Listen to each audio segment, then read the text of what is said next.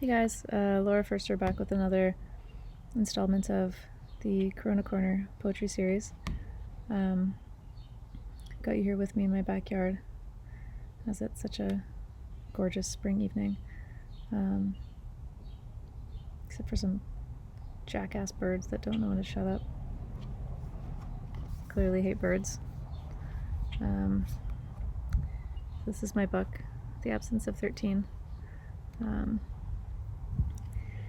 I've decided to read a few poems that are very in tune with how I'm feeling right now, in terms of where we are in the pandemic, and just sort of looking forward to what's to come as our restrictions are eased a bit. So I'm going to start with a poem called Radioactive. The sky is the color of overcooked egg yolk, a visual cue to the reek of a city that I can't help but adore, being here in this free hotel room in an airport utopia, draped in a man's musked t-shirt, hunched over a New York-style pizza, even though this is New Jersey. The unnaturally colored sky instills no distaste, with the pizza nearly as expansive as the oversized bed, and a spare white shirt hung by the ironing board.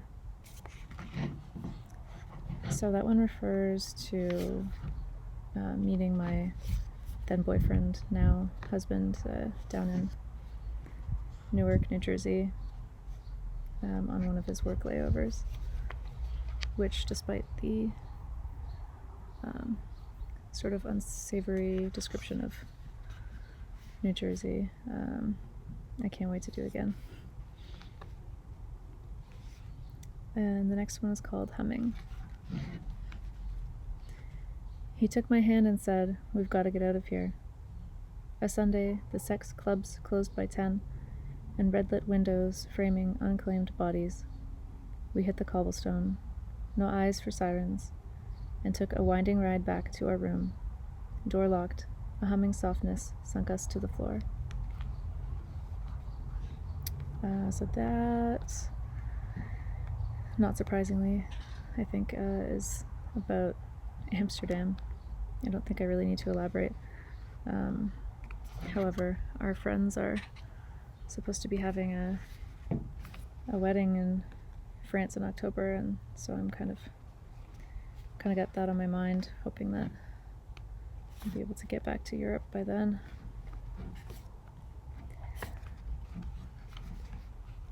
Speaking of those friends, the next one is called Barbecue. In the backyard, we sit and sip wine, discuss when the men will be gone next month and for how long, and how work is going. She drives too far for the paycheck, but it's nice to be close to the airport. Beer cans in hand, the guys stand near the barbecue and chat esoterically about aviation and unions, and plan to play squash the following day. The sky dims slowly and then quickly, and we bring dishes of barbecued meats and vegetables to the dining table, inside, where it's warm and we won't be bothered by mosquitoes and crane flies, which hover near the doors, waiting for cracks to glide through. So of course that's about barbecue with friends, which is something I'm absolutely dying for. Hoping to be the first one to host a big backyard barbecue bash, and you're all invited. No, you're not. Just kidding. And finally, Black Bear. On the lake in summertime, the docks are crowded with leashed vessels, and people drinking beer and liquor, reclining, laughing into dusk. Black water slaps the hard shells of boats, ripples of silver traced by moonlight, and loons loose their mating trill. After late dinner, we shuffle cards on the love-worn wooden table in the old cottage. Light a fire, smoke a hash pipe, crack a bottle, share secrets as a black bear, unseen, prowls in our minds.